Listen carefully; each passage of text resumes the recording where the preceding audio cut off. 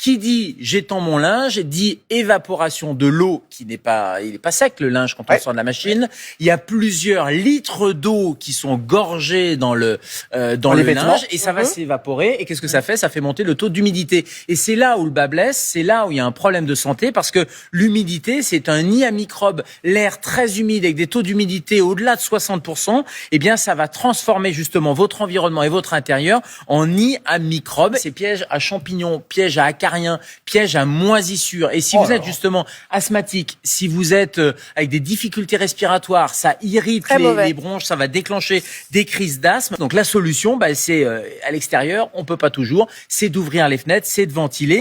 Ça lutte contre les virus, mais ça lutte contre l'humidité aussi. On peut laisser une petite fenêtre entrouverte, c'est-à-dire plutôt que de le mettre au milieu du salon, vous allez le mettre à côté de la fenêtre et vous allez entrebâiller la fenêtre et ça va permettre de ventiler. Alors il y a le sèche-linge aussi, mais bon, c'est un budget. En revanche, il y a des déshumidificateurs. C'est pas très cher un déshumidificateur. Avec quelques dizaines d'euros, vous avez des choses qui peuvent être intéressantes. Et vous pouvez, pareil, ça vaut pas cher non plus, mettre un petit hygromètre. Ça mesure le taux d'humidité. Et l'objectif, c'est d'être entre 40 et 60. Encore une fois, surtout pour les plus fragiles, surtout pour les gens qui ont des problèmes respiratoires ou pour les enfants, parce que sinon, ça peut vraiment poser problème.